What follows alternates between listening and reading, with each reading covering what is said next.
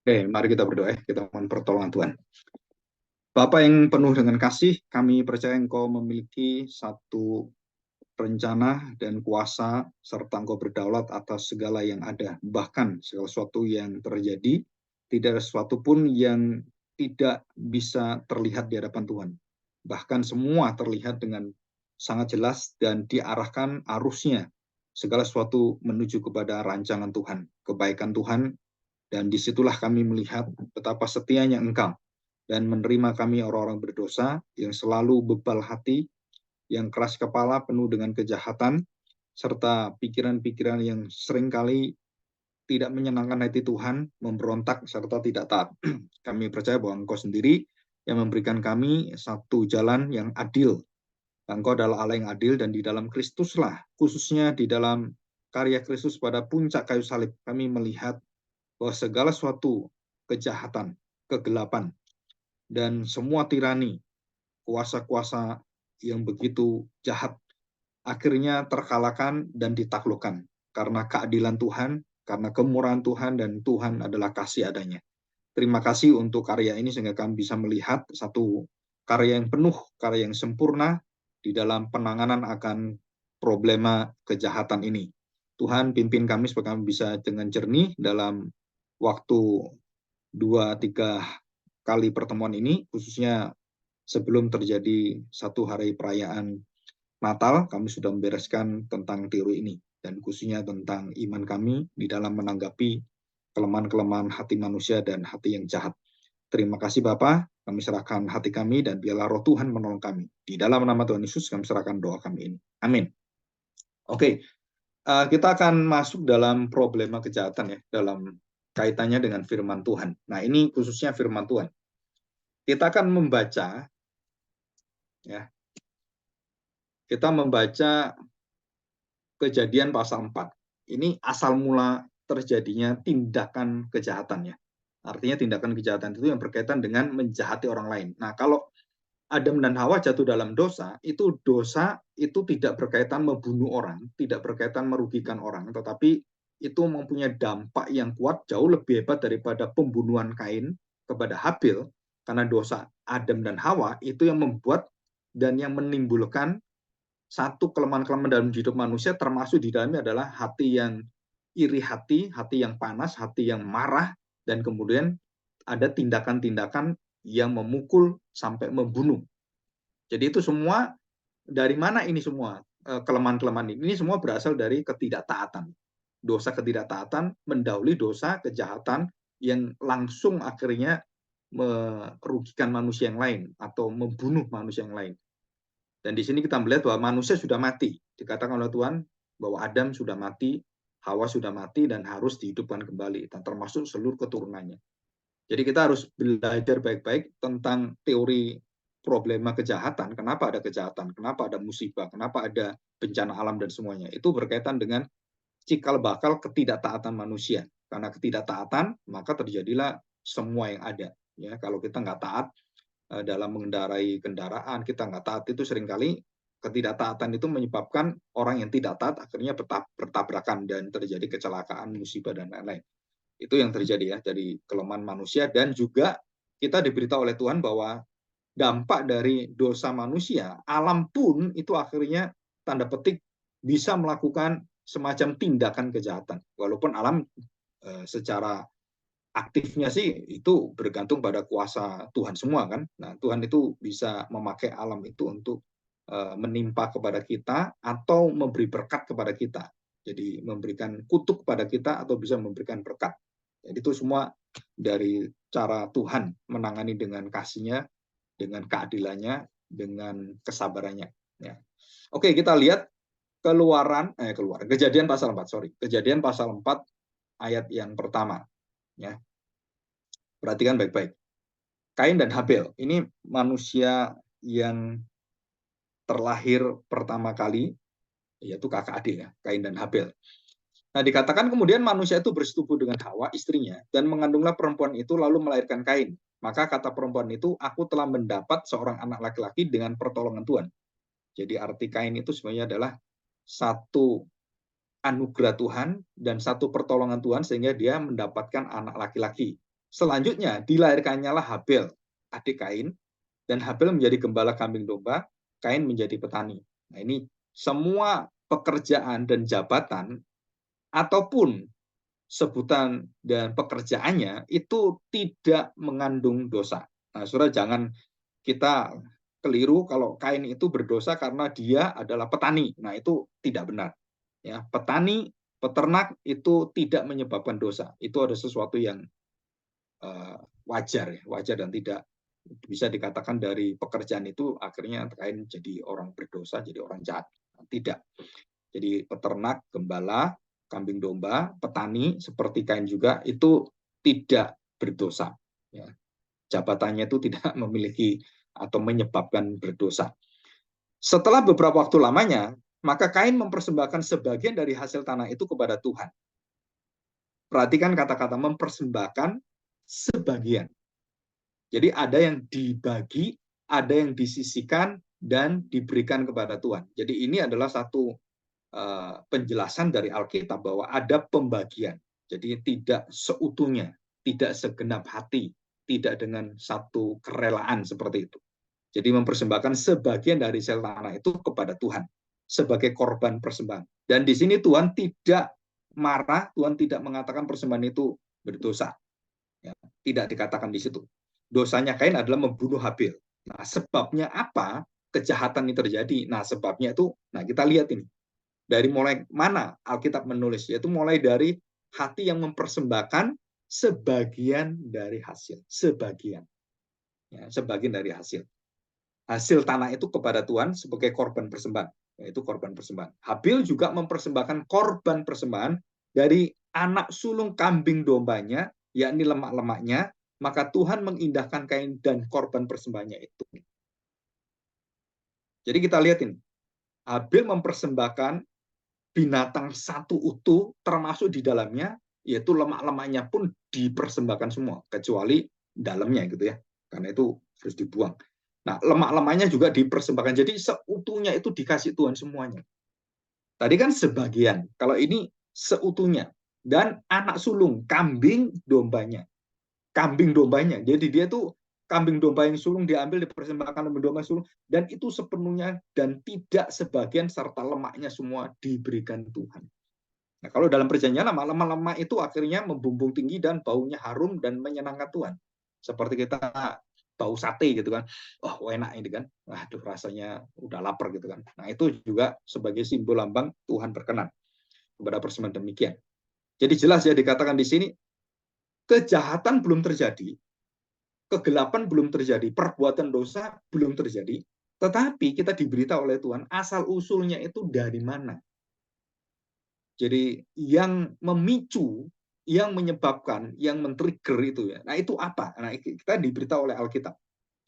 Jadi cara persembahannya, hati yang tidak sepenuhnya, hanya sebagian, yang satunya diberikan anak sulung, pokoknya anak sulung dikasih anak sulung. Nah, ini melambangkan apa? Ini melambangkan ketaatan dari Habil mendengarkan akan cerita orang tuanya yang juga mendapatkan penebusan dari Tuhan karena ada binatang yang dipersembahkan.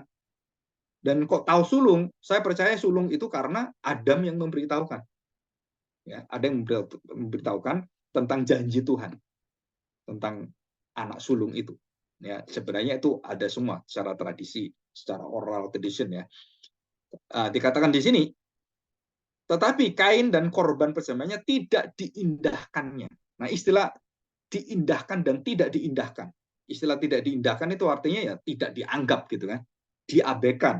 Istilah tidak diindahkan ya diabaikan Tuhan dan tidak dilihat Tuhan. Tetapi kalau kita lihat, persembahan tidak diindahkan, lalu apa yang terjadi? Hati Kain menjadi sangat panas dan mukanya muram. Nah, di sini. Karena yang adiknya diterima, dia nggak diterima, dan di situ kemudian timbul satu darah yang mendidih. Dikatakan sangat panas. Jadi itu ada sesuatu yang membakar dalam hatinya itu dan membuat kemudian mukanya itu muram, nggak senang.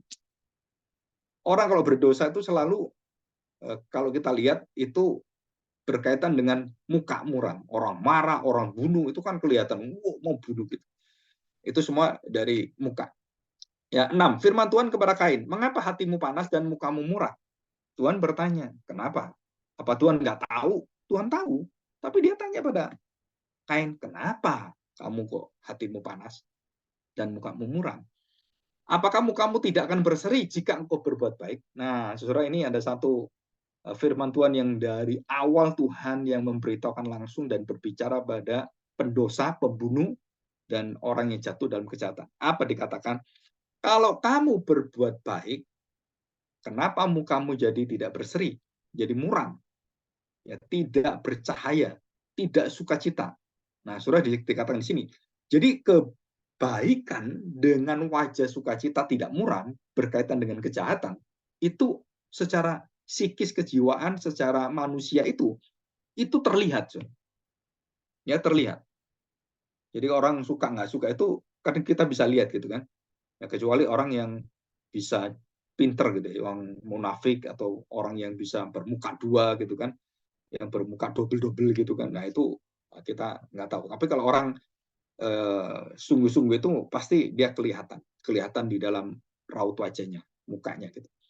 Terus katakan kepada Habil, ya, setelah dia mendengar itu hatinya panas itu Tuhan peringati kan. Dikatakan, mengapa hatimu panas dan mukamu muram? Apakah mukamu tidak akan berseri jika engkau berbuat baik? Tetapi jika engkau tidak berbuat baik, nah Tuhan peringatkan ini. Dosa yang belum terjadi itu secara kenyataannya, secara kejadian tanggalnya berapa, waktunya kapan, dan itu tindakannya itu terjadi, itu belum. Dosa itu kan sesuatu yang harus ada perbuatannya. Perbuatan dosanya itu belum terjadi, tapi penyebabnya sudah ada. Tuhan sudah peringatkan. Jadi kalau dia bertobat, itu bisa nggak jadi dosanya. Kalau bertobat. Ya, bertobatlah kamu itu artinya urusan dengan hati. Dosa sudah mengintip di depan pintu, ia sangat menggoda engkau atau akan menyeret engkau, tetapi engkau harus berkuasa atasnya. Jadi kamu bisa sebenarnya, asal jangan hatimu panas, jangan mukamu muram, terus emosi. Nah, kamu nggak bisa. Jadi orang nggak bisa menguasai diri, kenapa? Karena emosi. Karena nggak bisa mengontrol diri, karena dia tidak bisa lagi orang itu mengendalikan dirinya. Jadi akhirnya dia membunuh Kain. Nah, waktu ditegur Tuhan seperti itu, dia tidak bertobat. Dia diminta berkuasa atasnya, berkuasa atas hatinya, berkuasa atas dosanya, berkuasa atas tindakan kejahatan yang akan lahir. Nah, itu harus diantisipasi, harus dicegah, ya. Dan Tuhan kasih kuasa itu kepada Kain, ya, di dalam dirinya. Dia bisa pilih itu. Tetapi Kain memilih yang lain karena dia udah jatuh dalam dosa. Kata Kain kepada Habil adiknya, marilah kita pergi ke padang. Ketika mereka ada di padang, tiba-tiba Kain memukul Habil. Tiba-tiba ya.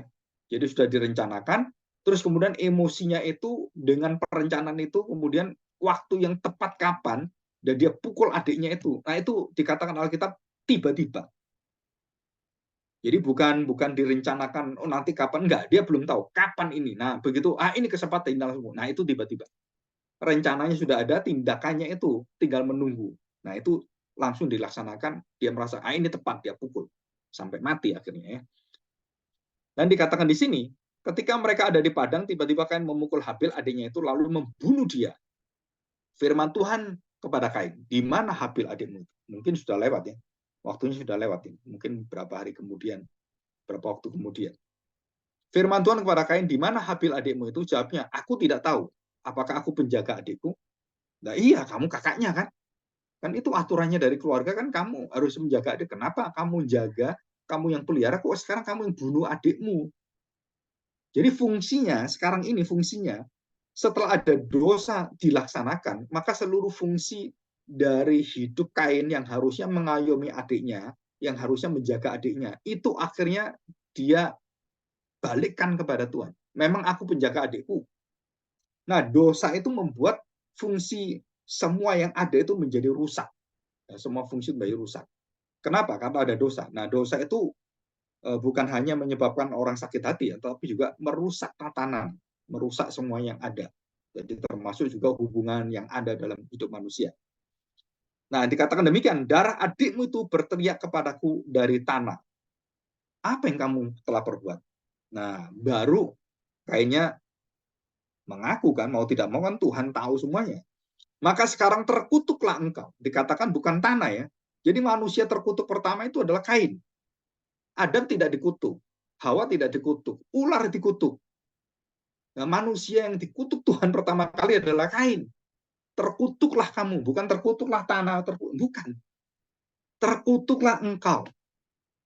Jadi dosa dengan kutukan Allah, dengan hukuman Allah, dengan pengadilan Allah itu langsung dilaksanakan oleh Tuhan. Kepada Kain, terkutuklah engkau. Dia langsung.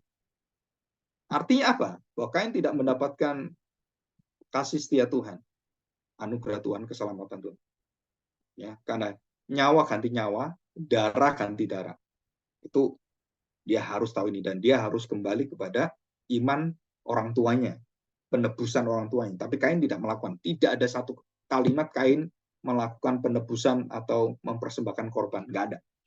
Ya, di situ setelah berdosa itu dia nggak ada. Dia lari. Dan dikatakan, terkutuklah engkau, terbuang dari tanah yang mengangakkan mulutnya untuk menerima darah adikmu itu dan dari tanganmu. Apabila engkau mengusahakan tanah, dikatakan, maka tanah itu tidak akan memberikan hasil sepenuhnya lagi kepadamu. Jadi nggak bisa kamu, iya paling kamu dapat sedikit, dan seumur hidupmu kamu akan sengsara.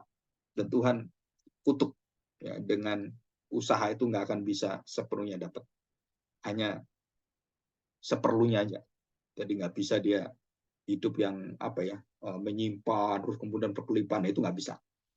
Dikatakan, engkau menjadi seorang pelarian dan pengembara di bumi. Jadi suku pengembara yang pertama kali, manusia mengembara pertama kali, dan karena diusir dalam artinya, karena harus keluar, dan dia harus lari, soalnya dia akan diadili oleh saudara-saudaranya yang lain. Jadi waktu Kain dan Habil itu, Adam dan Hawa juga punya anak-anak yang bukan hanya mereka, dan punya anak lagi, dan banyak juga. Dan dikatakan di sini, memberikan hasil sepenuhnya kepada kamu, dan kamu menjadi pelarian dan pengembara di bumi. Nah, ini akibat dari dosa, dia akan disisihkan dan dia akan dijauhkan dari lingkungan yang tidak berdosa. Orang-orang yang bermoral baik dan tidak ada. Itu sama dengan, kalau kita ngomong kasarnya itu, di penjara, gitu kan. Kamu diusir dan kamu dimasukin penjara dan dicap kamu itu orang yang bajingan, orang yang jahat. Nah, itu di situ. Ya, oke. Nah, dari sini kita belajar.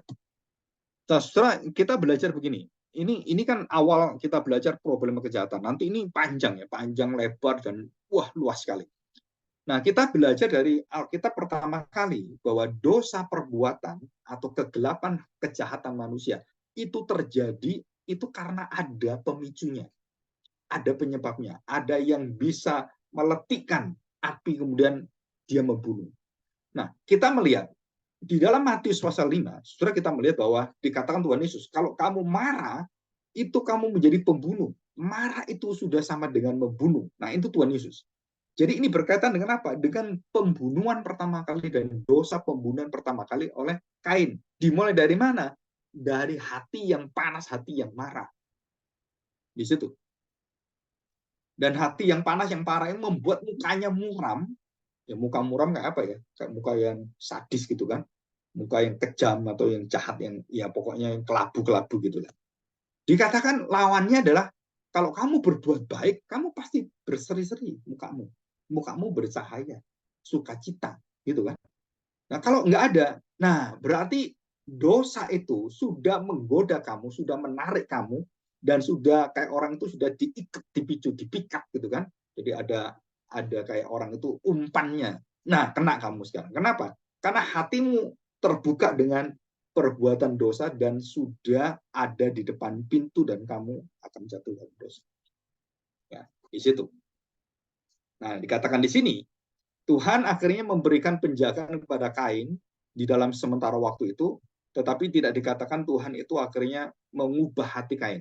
Ya, Tuhan itu masih begitu baik, dan orang-orang jahat pun masih dipelihara oleh Tuhan. Ini yang sulit, so. Kita maunya apa? Wah, ini orang jahat, ini harus dihukum, ini harus dibuang, ini harus dihajar Tuhan. Saudara, kadang-kadang Tuhan, loh kok malah Tuhan membuat orang itu jadi jaya ya, membuat orang tua itu tambah kaya, tambah sejahtera, terus tanda petik keluarganya baik, anaknya baik. Loh, kenapa ya? Nah, saudara, kita nggak tahu rencana Tuhan bagaimana.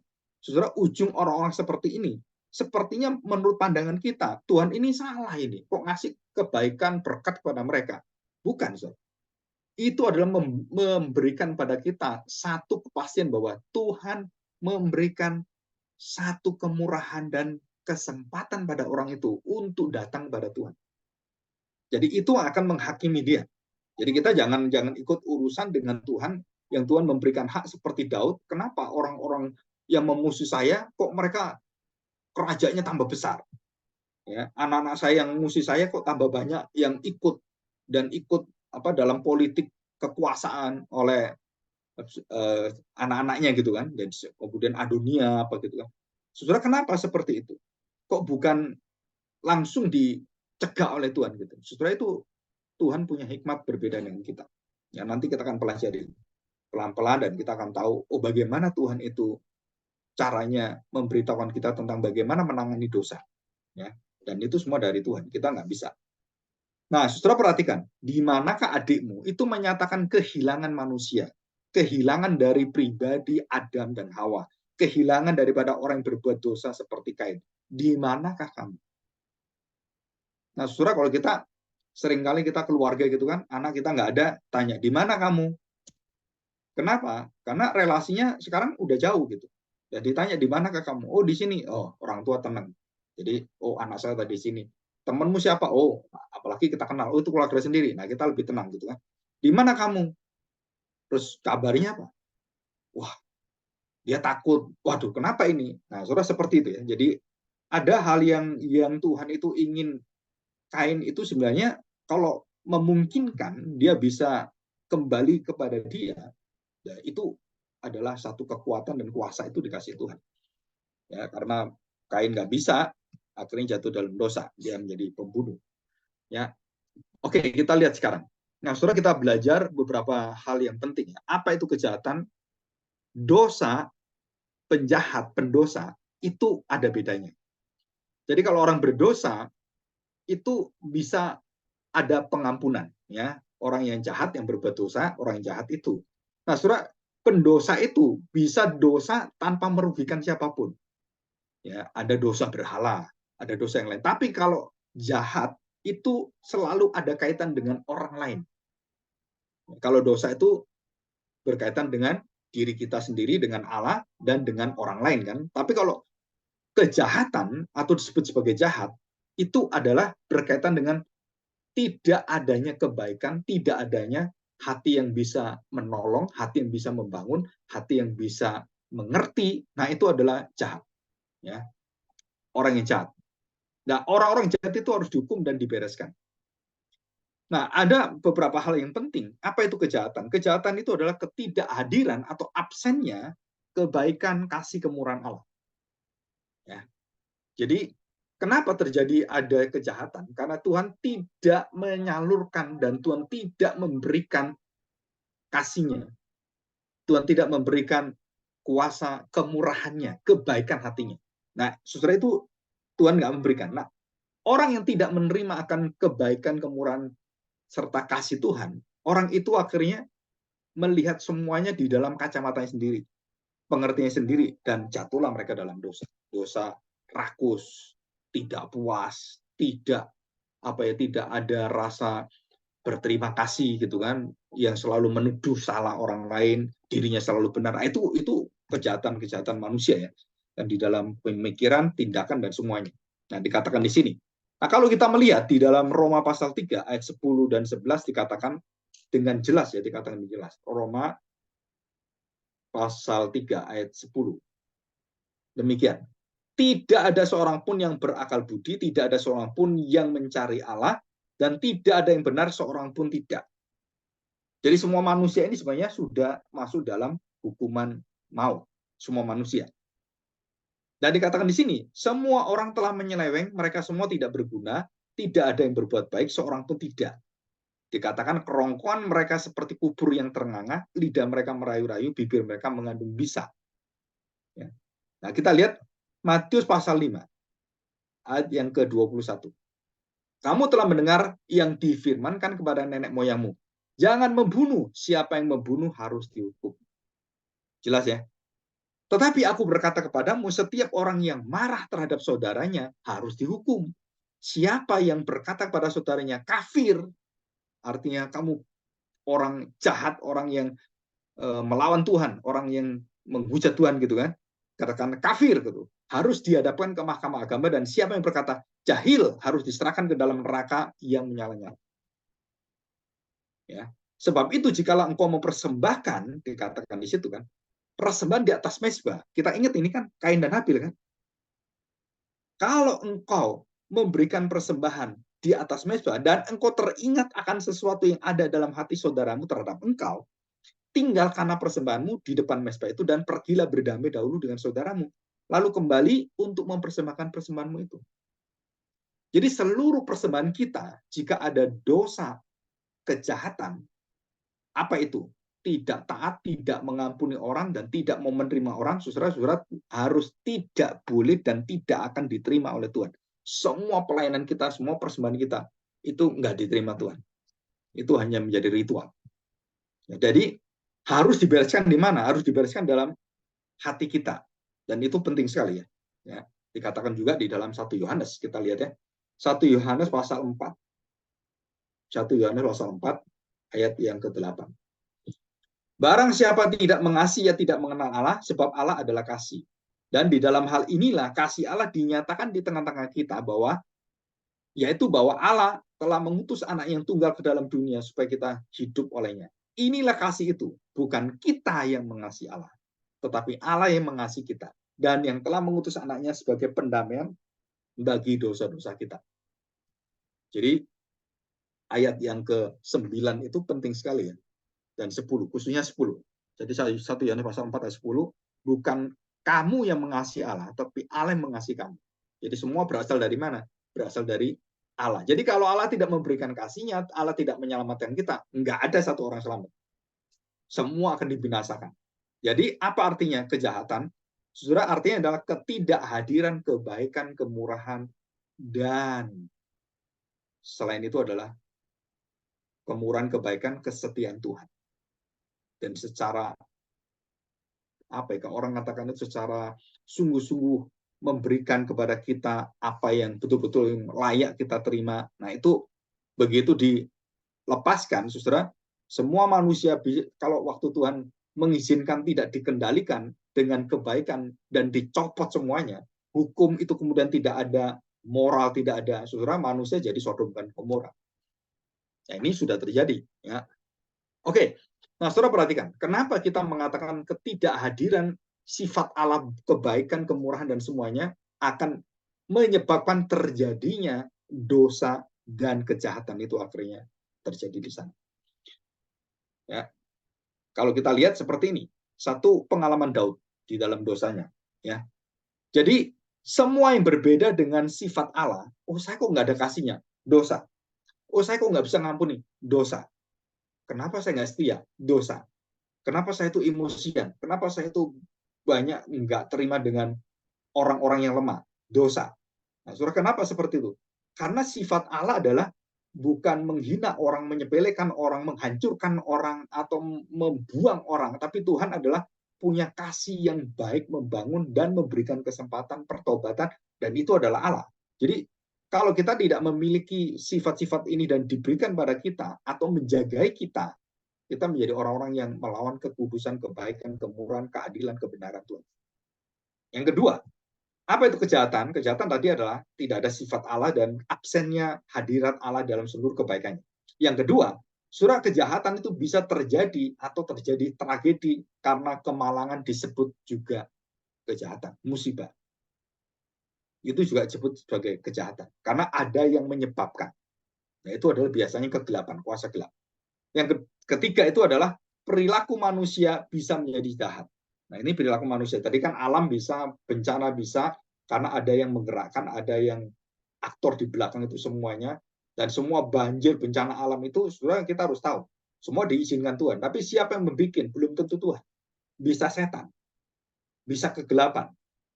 Ya, jadi orang bisa membunuh kita, atau orang bisa kemudian mencuri motor kita. Sebenarnya itu kita nggak tahu. Malam-malam kita tidur diambil motor. Kita nggak tahu. Nah, itu kejahatan. Tapi apa yang terjadi dengan perilaku manusia yang jahat, membunuh, mencuri, berzina, dan semuanya. Ya, yang terakhir adalah apa itu kejahatan? Kejahatan itu dilakukan dan berasal dari tidak menyembah Allah. manusia menyembah dirinya dan menyembah yang bukan Allah atau ilah, berhala. Nah, surah ini harus dihukum mati. Dalam seluruh kitab Perjanjian Lama, orang yang menyembah berhala tidak menyembah Tuhan, dan khususnya terjadi pada bangsa Israel.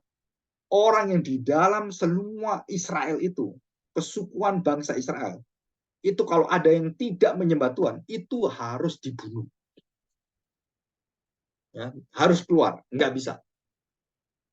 Anakmu nggak nyembah, dibunuh. Anakmu nyembah berhala, dibunuh. Nah, masalahnya kejahatan berhala ini itu bukan hanya dilakukan oleh rakyat, bukan hanya dilakukan oleh orang-orang kecil, orang-orang yang ada di pinggir-pinggir, orang-orang yang seperti janda-janda miskin, bukan. Saudara. Yang melakukan kejahatan itu adalah, yang herannya, saya kadang-kadang melihat kejahatan itu apa ya? Itu semua di tangan Tuhan semua yang apa ya, memakai alat kejahatan itu untuk kebaikan dan rencana Tuhan. Nah, kita tahu Tuhan punya hak mengontrol itu semua dan mengendalikan, berdaulat. Nah, saudara, orang yang melakukan kejahatan menyembah berhala itu Salomo melakukan itu. Dan kemudian Daud juga melakukan itu. Tidak percaya Allah dia, menghitung tentaranya. Abraham juga sama. Abraham itu berbohong. Dan kemudian Abraham juga menikah dengan orang-orang yang ya boleh katakan ya tidak di dalam jalur harusnya di dalam kebenaran Tuhan, dengan keturah itu kan, dan semua yang lain juga kita lihat di dalam Alkitab banyak sekali raja-raja zamannya pecahnya kerajaan Israel utara dan selatan, semua raja itu penyembah berhala, hampir semuanya. Kalau kita lihat, oh ada yang bertobat, akhirnya ujung akhir hidupnya, nyembah berhala lagi. Dan aja hanya beberapa orang yang tidak menyembah berhala, tapi jatuh dalam dosa yang lain, ada kejahatan yang lain. Jadi kalau kita lihat, tidak ada satu orang pun di dalam Alkitab yang steril dari perbuatan dosa, atau kita ngomong kejahatan, kegelapan. Daud berbuat dosa, kejam sekali. Membunuh suami orang, mengambil istri orang, terus kemudian meliciki semuanya. Wah, itu terjadi, dan Alkitab memberitahukan kita juga kagum pada Daud, bukan kagum karena dosanya, kagum karena Tuhan yang mau mengampuni Daud dan memakai Daud. Nah, Saudara, dengan adanya kita belajar kejahatan, dosa-dosa yang ada ini, Saudara, kita diajar oleh Tuhan, kita pun sama, dan kita pun dengan orang lain juga sama, dan hanya Tuhan yang baik, yang benar. Dan kita dengan orang lain sama, harus ditebus oleh Tuhan. Maka kalau kita ditebus Tuhan, diampuni Tuhan, ya kita juga harus mengampuni orang yang diampuni Tuhan, yang dosanya juga tidak lebih kecil dari kita, mungkin lebih besar dari kita. Nah, kalau dia percaya Kristus, saudara, kita harus mau menerima dia, walaupun dia dosanya bagi kita nggak bisa terima. Tapi Tuhan bisa ampuni, Tuhan bisa tebus dosanya, dan Tuhan bisa bereskan, ya kita harus terima. Seperti Daud juga sama. Apakah keluarga dari Batsheba dengan Uria bisa terima? Saya percaya nggak ditulis dalam Alkitab, artinya mereka bisa terima. Karena bangsa Israel diajar seperti memiliki hati Tuhan. Jadi kalau dia bertobat, ya kamu harus terima. Walaupun dia membunuh papamu, walaupun dia pernah memperkosa keluargamu dan lain-lain, tapi dia bertobat, saudara, kita mau tidak mau harus terima. Seperti Onesimus dengan Filemon. Jadi kejahatan itu di dalam lingkungan orang-orang percaya, kejahatan itu sudah ditaklukkan. Ngerti maksudnya? Kenapa? Karena kita memiliki kuasa pengampunan dari Tuhan. Karena kita diampuni oleh Tuhan, karena kejahatan kita, dosa kita. Jadi ini secara pengertian kita sudah mengerti bahwa ini loh yang artinya kita menjadi orang percaya, bahwa kejahatan itu sudah tidak bertahta lagi di dalam hidup kita, dalam lingkungan kita, dalam persekutuan kita. Kejahatan itu berhenti di sana. Ya. Oke, kita lihat Mazmur 51. Mazmur 51 ayat yang keempat. Saudara perhatikan, kalau saya berbuat jahat, berbuat dosa, itu dosa kepada siapa? Saudara, banyak orang katakan, oh ini kamu harus minta ampun ke dia, dosanya itu orang mungkin. Nah, berdampaknya ke orang lain, kamu nyakiti hati dia. Saudara, kita mengajarkan agak berbeda, ya, walaupun itu ada kaitannya. Nah, ini Daud mengajar kita. Mazmur 51 ayat 4. Terhadap engkau sajalah, diulangi 2 kali. Terhadap engkau terhadap engkau sajalah aku telah berdosa dan melakukan apa yang engkau anggap jahat. Ya, Mazmur 51 ini pengakuan dosa Daud. Supaya ternyata engkau adil. Nah, saudara, penting ya. Dalam keputusanmu, bersih dalam penghukumanmu. Ya, kita lihat ada dua hal yang berkaitan dengan dosa, yaitu yang pertama apa? Keadilan keputusan. Yang kedua adalah penghukumanmu. Ya, penghukuman ini penyelesaian dosa. Keadilan ini adalah memproses dosa. Layak dihukum enggak? Nah, Daud menyerahkan pada Tuhan. Sebenarnya kalau kita pikir Daud layak dibinasakan, layak untuk dihukum, layak untuk ya istilahnya dibuang dalam kekekalan neraka itu kan, dibuang ke sana. Tapi Daud tahu karena dia mengaku dosanya kepada Allah saja dan bukan pada orang lain. Hanya kepada Allah saja. Engkau sajalah. Nah, saudara, di sini banyak orang yang berpikir begini.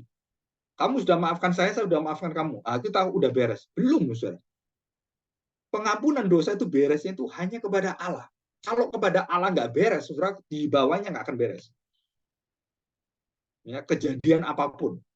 Ya, orang bisa bercerai, orang bisa pisah dengan orang tuanya karena kebencian dan semuanya. Itu kalau tidak ada, di sini dikatakan, benar-benar hati yang akan diadili Tuhan di dalam kebaikan Tuhan. Dan kalau kamu tidak menurut, maka Tuhan memberikan penghukumannya. Saudara, kalau kita sudah menerima itu, berarti kita, baik itu keadilan Tuhan, baik itu penghukuman Tuhan, sudah dikerjakan, dilakukan oleh Kristus.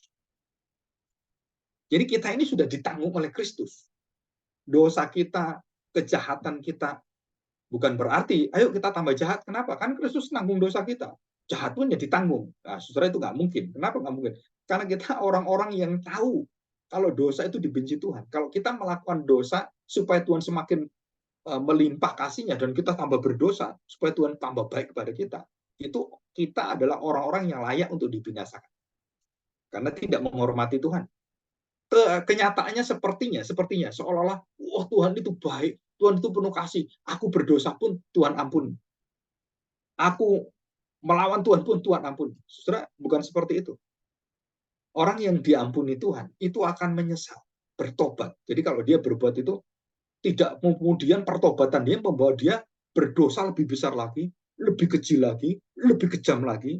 Saudara, bukan seperti itu. Itu artinya kamu nggak memiliki roh, kamu nggak ngerti firman Tuhan. Ya. Dan kita manusia yang selalu jatuh dalam dosa dan terikat dalam dosa dalam hidup kita, dalam daging kita itu selalu ada. Ya, mulai dari pikiran, perasaan. Tetapi kita tahu bahwa kita mendapatkan perlindungan, penjagaan, dan benteng kekuatan gunung batu kita yang menolong kita adalah Kristus. Dan dia sudah menyelesaikan semuanya. Nah, itu menjadi kekuatan iman kita. Jadi kalau kita dalam kelemahan dalam dosa, saudara, kita datang kepada Tuhan. Dan mengakulah kepada Tuhan saja. Dan saudara akan dibereskan. Baru kita bisa saling mengampuni satu sama lain. Ya, ini penting ya. Oke, kita melihat sekarang. Nah, saudara perhatikan baik-baik. Ya, dikatakan di sini bahwa kejahatan itu berkaitan dengan keadilan Tuhan dan berkaitan dengan penghukuman Tuhan. Nah, saudara kalau dalam Alkitab, dalam teologi ya, teori tentang kejahatan ini itu berada di dalam dua hal. Yang pertama, yang paling puncak adalah pemeliharaan Allah, providensia. Allah memelihara, termasuk di dalamnya segala kejahatan iblis sekalipun digunakan oleh Allah dan dipakai oleh Allah sesuai dengan kemauan Allah. Mau diarahkan kemana, dia yang berdaulat. Iblis, orang jahat, Fir'aun, terus Nebukadnezar, Ahasiweros, kemudian raja-raja yang kejam, Herodes, setelah itu semua di tangan Tuhan dan dikontrol Tuhan, dan Tuhan berdaulat, dan Tuhan berhak memakai kejahatan orang jahat, penguasa jahat, itu sesuai dengan rencana dia. Ya, itu Alkitab menjelaskan dengan sangat jelas. Orang-orang itu semua diciptakan, diterbitkan, dan dibangkitkan oleh Tuhan. Itu ada ayatnya semua. Fir'aun dibangkitkan oleh Tuhan. Raja-raja semua dibangkitkan oleh Tuhan. Dan termasuk raja yang jahat yang mungkin kita berada di negara seperti Korea Utara gitu kan, Kim Jong Un gitu kan. Oh, itu kan sadis gitu kan. Ya walaupun satu sisi ada baiknya juga kan. Dia punya istri, punya keluarga. Nah, saudara, waktu kita berada di pemerintahan seperti itu, saudara tahu bahwa Kim Jong Un pun bisa menjadi raja sampai sekarang itu karena tangan Tuhan. Untuk apa? Menyatakan bahwa orang-orang yang jahat ini menjadi alatku dan akan membesarkan aku, memuliakan aku. Waduh, kok sulit ya Pak ya? Bisa ngerti ini. Ya, nanti kita belajar. Kita kan baru belajar masuk dalam teori kejahatan dan bagaimana terjadinya kejahatan itu awal mulanya bagaimana, dan dimulai dari hati, panas hati, dan semua kita diberitahu Alkitab tentang hal ini. Jadi kalau kita panas hati, saudara, cepat-cepat didinginkan. Kenapa? Nanti kita akan bertindak mulai dari mulut kita, pikiran kita akan membunuh orang. Ya, kemarahan kan membunuh orang. Ya, oke. Saudara, kejahatan itu masuk di dalam pemeliharaan Allah. Nah, di dalam pemeliharaan Allah itu ada satu teori. Tentang teori apa? Teodisi. Nah, saudara, ini mungkin bagi saudara baru ya. Teodisi itu apa? Artinya Allah yang berdaulat, Allah yang murah hati, Allah yang baik adanya, dan itu di dalam teorinya adalah kejahatan semua itu berada di bawah kemurahan, belas kasihan, kesetiaan, keadilan, kebaikan Allah. Jadi di sana. Jadi kalau kebaikan, kesetiaan, kemurahan, belas kasihan Allah tidak disalurkan, tidak diberikan, semua orang itu akan menjadi seperti Fir'aun, keras hatinya, dan sulit sekali untuk mendengarkan firman Tuhan. Yesaya diberi oleh Tuhan, ayo kamu sana, beritahu mereka, dan beritahukan pada mereka, mata mereka tetap akan buta, mereka tetap, telinga mereka akan tuli, dan mereka tidak akan mengerti firman Tuhan. Kenapa? Karena aku yang menutup pintu hati, pikiran, mata mereka. Itu firman Tuhan ngomong demikian. Jadi yang nutup itu siapa? Tuhan tidak memberikan kasih-Nya, tidak memberikan pertobatan, tidak memberikan dia bisa mengerti Tuhan. Untuk mengerti Tuhan, kita diberi pengertian oleh Tuhan dan kita dimengertikan oleh Tuhan. Kalau Tuhan tidak memberikan ini, kita nggak akan ngerti. So. Nah, termasuk teori kejahatan hari ini. Ya, oke. Jadi kita tahu bahwa kejahatan itu berada di mana? Berada di bawah satu sifat Allah, dia adil dan benar, dia Allah yang murka bisa menghukum, dan dia menyediakan kemurahan, kebaikan, dan rasa belas kasihan pada manusia untuk bertobat. Jadi sebelum Allah menghukum, sebelum Allah mengadili, sebelum Allah memanggil kita untuk dihakimi, saudara, Tuhan memberikan kemurahan kebaikannya.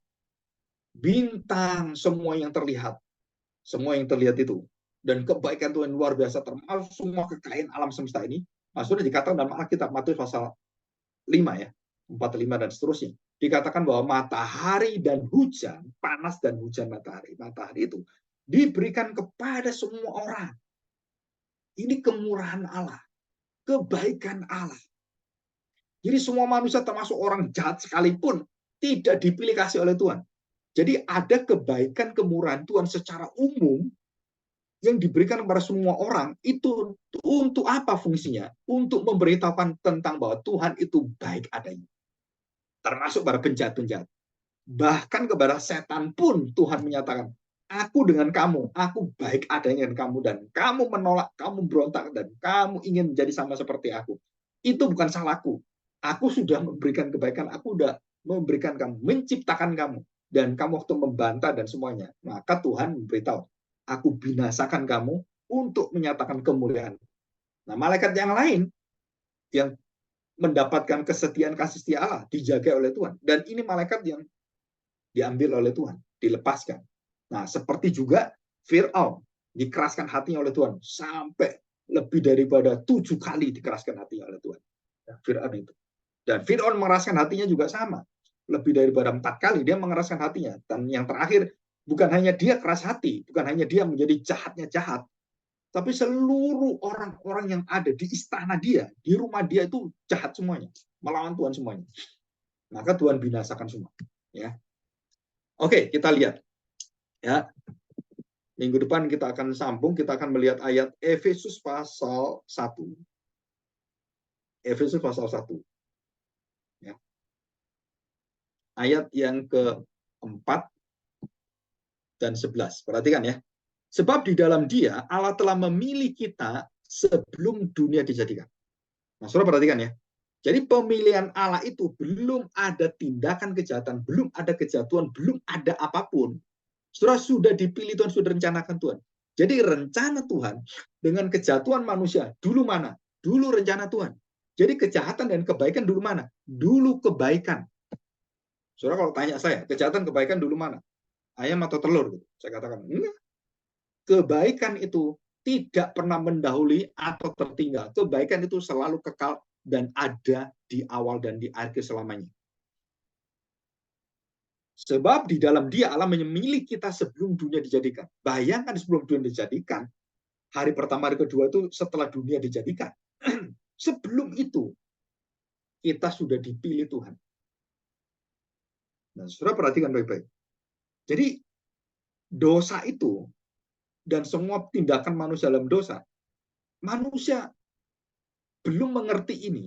Dan waktu dia jatuh dalam dosa, Tuhan sudah memberikan antisipasinya. Nih, tak kasih kamu. Dikatakan di sini, aku sudah memilih kamu dan sudah memberikan namamu di kitab kehidupan, sudah tertulis dan terjadi. Loh Pak, ini saya belum pernah melihat orang ada kok tiba-tiba Tuhan tulis namanya itu gimana? Ya kita nggak bisa, Tuhan bisa. Karena Tuhan Maha tahu. Tuhan Maha kuasa, Tuhan Maha hadir, dan Tuhan Maha segalanya. Dia melampaui segala pikiran kita. Jadi dari kata-kata ini saja, kita tahu bahwa Tuhan itu melebihi daripada segala kepintaran dan hikmat bijaksana siapapun dan melampaui tak terbatas dia. Kenapa? Karena dia bisa memilih sebelum kamu ada. Jadi sebelum kejahatan ada, sebelum kamu ada, sebelum kamu berbuat dosa, Tuhan sudah memilih kamu. Nah, di sini kita melihat bahwa keselamatan itu kristosentris, keselamatan itu berpusat pada Allah, bukan pada manusia. Oh, karena manusia berdosa, Tuhan akhirnya menyelamatkan manusia. Kalau manusia tidak berdosa, Tuhan tidak menyelamatkan manusia. Itu bukan teori Alkitab, itu bukan kebenaran Alkitab. Kebenaran Alkitab, sebelum kamu jatuh dalam dosa, sebelum kamu melakukan dosa, sebelum kamu lahir, sebelum kamu ada, sebelum dunia ada, Tuhan memilih kamu. Jadi saudara bisa ngerti ini maksudnya. Jadi kebaikan Tuhan itu mengawali segala sesuatu yang disebut sebagai orang jahat, kejahatan, perilaku jahat, penjahat, gitu kan? Saudara, kebaikan Tuhan itu ada di depan. Bahkan orang-orang jahat pun dibaiki dan diberikan kebaikan oleh Tuhan. Diberikan anak, diberikan semuanya, diberikan kehidupan, sampai akhirnya tetap menolak Tuhan. Ya dia layak dibinasakan. Karena bukan salah Tuhan, saya sudah curahkan semua. Bahkan setelah itu, saya memberitakan Kristus pada orang itu. Ini loh, Tuhan Yesus itu adalah Tuhan yang memelihara kamu. Wah, dia nggak percaya. Dan dia kemudian marah-marah, memusuhi saya, bahkan bunuh saya, gitu kan.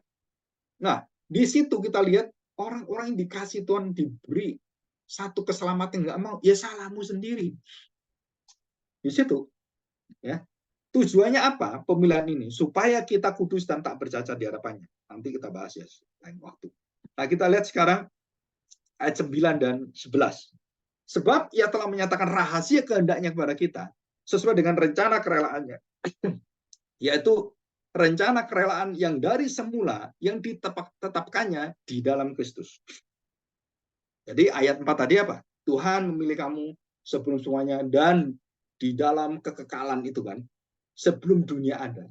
Nah, waktu ayat 9 dikatakan, yaitu rencana kerelaan yang dari semula telah ditetapkannya. Di dalam siapa? Kristus. Nah, saudara, kalau kita berpikir secara logis, secara jalurnya Alkitab, jadi di dalam kekekalan nama saya sudah dipilih. Nama saya dipilih di dalam rencana Allah. Rencana di mana? Kerelaannya. Kerelaan apa? Ada rencana kerelaan dan kita diciptakan kembali di dalam Kristus. Jadi dosa ini, sebelum dosa terjadi, semua, saudara perhatikan, sebelum ada penyakit, semua obatnya sudah ada. Sebelum dosa datang, penebusan sudah ada semua. Dan sudah ada dipilih semua orang yang dipilih, dipanggil Tuhan, diselamatkan, sudah ada semua. Yang dimuliakan sudah ada semua. Terus terjadilah dosa, dan semua mengafirmasi apa? Tuhan baik. Ini, kamu sudah dipilih. Tuhan baik, kamu sudah dipilih. Kamu sudah dipanggil, kamu sudah dikuduskan. Dan itu semua di situ. Jadi kejahatan yang ada dalam hidup manusia itu hanya sementara waktu yang ada di dalam kondisi sejarah manusia, sejarah malaikat. Tetapi setelah itu selesai semua, kejahatan itu dihapus oleh Tuhan. Jadi kejahatan nggak ada lagi. Memang dulu nggak ada, terus kemudian ada kejahatan di dalam waktu manusia jatuh dalam dosa, dalam malaikat jatuh dalam dosa, selesai diadili Tuhan, dihukum semua, selesai, nggak ada kejahatan. Dan di surga dikatakan tidak ada kejahatan, tidak ada tangisan, tidak ada penderitaan, tidak ada kesusahan. Saudara, ini luar biasa sekali. Jadi jelas dikatakan di dalam Kristus. Saudara, kenapa gereja kita tuh pakai gereja Reform Puritan gitu kan? Saudara, karena Puritan itu sebenarnya intinya adalah solus Kristus. Di dalam Kristuslah kita melihat segala kepenuhan dan wujud dari kesempurnaan penyataan Allah dan semua rencana Allah di dalam Dia. Dan ini jelas sekali. Ya 10:11. Dan persiapan kegenapan waktu untuk mempersatukan dalam Kristus sebagai kepala segala sesuatu, baik yang di surga maupun yang di bumi. Aku katakan di dalam Kristus karena di dalam Dialah kami mendapatkan bagian yang dijanjikan. Kami yang dari semula ditentukan untuk menerima bagian itu sesuai dengan maksud Allah yang di dalam segala sesuatu bekerja. Ini penting, Saudara. Roma 8:28 juga sama. Di dalam segala sesuatu turut bekerja menurut keputusan kehendaknya. Supaya kami yang sebelumnya telah menaruh harapan pada Kristus boleh menjadi puji-pujian bagi kemuliaan. Jadi Saudara perhatikan di sini. Yang di dalam segala sesuatu. Apa segala sesuatu? Roma pasal 8 menegaskan dengan jelas sekali, ayat 28, demikian. Kita tahu, kita mengerti sekarang, kita jelas mengerti, tahu. Mudeng gitu kan. Ngeh lah gitu. Kita tahu sekarang bahwa Allah turut bekerja dalam segala sesuatu untuk mendatangkan kebaikan bagi mereka yang mengasihi Dia. Yaitu bagi mereka yang terpanggil sesuai dengan rencana Allah. Yang tadi dipilih, dipanggil tadi. Luar biasa ini, Saudara. Kita melihat ini. Sebab semua orang yang dipilihnya dari semula itu akan dipanggil semua dan diproses oleh Tuhan. Dan terjadi kapan itu? Itu sudah direncanakan dan sudah pasti. Sebelum semua ada, sudah ada. Sebelum kejahatan ada. Segala sesuatu yang ada. Dikatakan di dalam segala sesuatu. Dikatakan jelas sekali. Di dalam segala sesuatu. Ya, dikatakan Roma 8 ayat 28. Yaitu bagi mereka yang terpanggil di dalam segala sesuatu. Dan Tuhan berikan kepada kita satu kejelasan. Ya.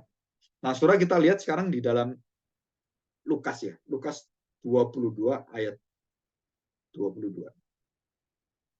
Sebab anak manusia memang akan pergi seperti yang telah ditetapkan. Akan tetapi celakalah orang yang olehnya ia diserahkan. Jadi kejahatan Yudas tetap dihakimi Tuhan. Kenapa? Karena Tuhan sudah memberikan kasih-Nya. Tuhan memberikan kesempatan, Tuhan memberikan kesetiaan, Tuhan memberikan kebaikan-kebaikan yang banyak sekali pada Yudas dan berlimpah-limpah. Dia bisa melakukan banyak pelayanan, dia bisa menyembuhkan, dia bisa berkhotbah, dan Tuhan kasih semuanya. Tapi dia tetap jahat. Dia tetap dikatakan sini celakalah orang yang karenanya anak manusia diserahkan. Jadi dia menyerahkan Kristus. Kejahatan orang yang menyerahkan Kristus itu hanya satu orang. Ya, tetapi nanti itu akan membuka satu yang akan menjadi seperti Yudas, menjual orang tuanya dan menjual Kristus, menjual bapaknya, menjual anaknya dan semua karena iman yang berpindah kepada kegelapan kejahatan. Jadi situ dikatakan bahwa dosa berbeda dengan kejahatan. Bedanya apa? Saudara, dosa itu ada semua orang yang bisa mengalaminya. Dan orang-orang yang bisa mengerti di dalam seluruh kehidupannya dia adalah orang berdosa, maka seluruh apa yang sudah diterima oleh Tuhan dan diampuni oleh Tuhan, maka segala dosa dan segala sesuatu yang ada di dalamnya, termasuk kejahatan, itu akan diampuni oleh Tuhan. Karena Kristus melakukan sekali untuk selama-lamanya. Jadi kita mendapatkan jaminan. Tetapi kalau dikatakan jahat, saudara, itu berkaitan dengan apa? Saudara, jahat itu berkaitan dengan apa yang terjadi dengan orang lain, apa yang terjadi dengan orang lain, ya. Jadi sepertinya kita lihat. Nah, saudara perhatikan, kalau terjadi kepada orang lain problem kejahatan ini, saudara kita melihat ada sesuatu yang dirusak, ada sesuatu yang dirugikan, ada sesuatu yang dihancurkan, ya, ada sesuatu yang dirugikan seperti itu kan, ada sesuatu yang dihancurkan di situ. Ada banyak hal dalam problema kehidupan kita. Bahwa kejahatan itu adalah satu-satunya akan membuat manusia itu akan dibuang, dibinasakan, masuk ke dalam maut, saudara, karena kejahatan itu menuju kepada kematangannya. Dosa itu menuju pada kematangan dan menjadi maut. Dan itu adalah dosa yang luar biasa. Ya, dosa yang tidak bisa diampuni. Dosa yang tidak mungkin bisa diampuni. Nah, Saudara, kita tutup dengan Roma 9. Kita lihat ya, Roma 9 ayat 17. Ya. Nah, Saudara perhatikan. Nanti minggu depan saya beritahu tentang teodisi ya. Jadi keadilan Allah, kebaikan Allah itu menjadi pusat penyebab bahwa Allah itu akan menyatakan bahwa kejahatan itu akan dihentikan oleh Dia, akan dibereskan oleh Dia. Jadi kejahatan itu akan muncul karena ketidaktaatan manusia, karena manusia kemudian iri hati dan panas hatinya. Nah, Saudara, itu di situ akan sudah diselesaikan oleh rencana Tuhan. Dan ini jelas dalam Alkitab. Nah, perhatikan Saudara, ayat yang ke-16. Perhatikan ya. Jadi hal itu tidak tergantung kepada kehendak orang atau usaha orang, tetapi kepada kemurahan hati Allah. Jadi kita menjadi orang-orang yang dipilih oleh Tuhan, menjadi orang-orang baik yang diselamatkan oleh Tuhan. Dan di luar itu adalah orang yang tidak selamatkan, orang-orang mendapatkan semua kebinasaan, kejahatan, dan semua yang mereka lakukan. Saudara, itu tidak bergantung pada usaha kita, usaha orang lain, dan keselamatan tidak bergantung pada diri kita, tapi kepada kemurahan hati Allah. 17. Kenapa demikian? Sebab kitab suci berkata pada Fir'aun, ya, itulah sebabnya aku membangkitkan engkau supaya aku memperlihatkan kuasaku di dalam engkau, dan supaya namaku dimasyhurkan di seluruh bumi. Jadi ia menaruh belas kasihan kepada siapa ia kehendakinya, dan ia menegarkan hati kepada siapa yang dikehendakinya. Jadi orang yang ditegarkan hati, dikeraskan hatinya, termasuk Fir'aun dan semua orang yang ada, yang ditegarkan hati, dikeraskan hatinya, saudara, itu orang-orang yang dibinasakan Tuhan. Orang-orang yang akan melakukan kejahatan-kejahatan. Jadi bukan salah Tuhan, karena kamu menolak, maka kemurahan Tuhan, kebaikan Tuhan itu dicabut oleh Tuhan. Dan kamu menjadi seperti dirimu, seperti jahatnya kamu. Ya, jahatmu ujungnya adalah kamu dibinasakan, kamu masuk dalam dosa yang membawa maut. Saudara, di situ. Jadi kejahatan itu ada pemicunya dan ada akhirnya. Dan selesai di sana yaitu maut, selesai. Nah, semua orang yang mendapatkan hukuman dan maut yang ikut dalam keturunan Abraham, termasuk kita semua, waktu mereka percaya pada Kristus, maut ini dan dosa yang mematikan ini sudah dicabut sengatnya dan sudah dimatikan. Kematian yang mematikan kita dimatikan oleh kematian Kristus. Dan selesai. Dan kita tidak bisa dimatikan.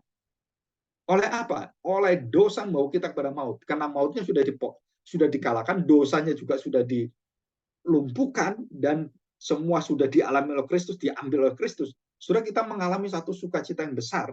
Kenapa? Karena kita melihat hanya kebaikan Tuhan sepanjang hidup kita.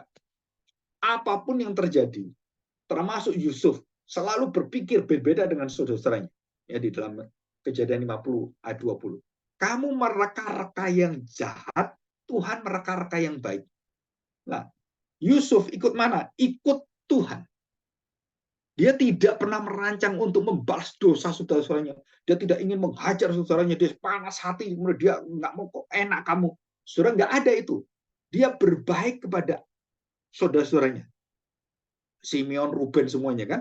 Dan dia memberikan kebaikan, dia memelihara keluarga itu. Tetapi mereka tetap berpikir yang jahat. Karena mereka hidupnya dalam kejahatan. Dalam pikiran jahat. Dan mereka semua adalah suku bangsa Israel. Saudara ingat baik-baik ini ya. Jadi 12 suku bangsa Israel, itu yang baik itu cuma Yusuf. Semuanya, 10 itu, nah ini Benyamin kan masih kecil. Nah, 10 itu jahat semuanya. Yang menjual Yusuf. Walaupun ada yang sadar, aduh janganlah, kasihan dia. Tetap aja mereka berkomplot bersama-sama. Mereka benci dengan Yusuf. Nah, saudara perhatikan, Yusuf yang baik, yang mendapatkan pengkhianatan, mendapatkan ketidaksetiaan, mendapatkan jalan yang kotor, mendapatkan jalan yang susah, penderitanya luar biasa, bertahun-tahun, berpuluh-puluh tahun. Tapi dia tidak mereka-reka yang jahat. Jadi kita harus belajar apa? Belajar berpikir supaya tidak jatuh dalam kejahatan dosa. Saudara, kita berpikir seperti Yusuf. Mereka-reka yang baik selalu. Walaupun kita tahu, kayaknya pesimis gitu kan. Sebenarnya nggak bisa. Kenapa? Semua apa yang terjadi ini untuk kebaikan kita dan untuk memuliakan Tuhan, memasyurkan nama Tuhan. Nah itu kalau ada dalam hati kita, hidup kita, ya kita nggak ada masalah dengan orang jahat, dengan apapun, ya kita tahu Tuhan mengontrol semuanya. Kita percaya pada Tuhan. Dan kita juga bertanggung jawab hidup kita kan, untuk hidup dengan adil, benar, di dalam kesucian, kekudusan Tuhan, walaupun kita jatuh bangun di situ. Tapi kita melihat kemuliaan Allah. Ya, dari sini kita belajar hari ini bahwa kejahatan itu awalnya sudah kita belajar, akhirnya kita belajar, dan bagaimana kejahatan itu diselesaikan. Caranya Tuhan mengatakan sebelum semua ada, sebelum kejahatan ada, aku sudah memberikan penyelesaiannya. Dan ini membuat kita bangga dengan apa? Memang dia Tuhan. Kita harus sembah dia. Kenapa? Karena dia tidak menghukum sembarangan, dia tidak membinasakan sembarangan, karena dia sudah merencanakan semuanya dengan hikmatnya. Ya, oke, saya pikir cukup. Kita nanti hari Sabtu kita belajar aplikasinya, dan nanti hari Kamis kita belajar lebih dalam lagi ya. Oke, saya pikir cukup, kita masuk dalam doa ya.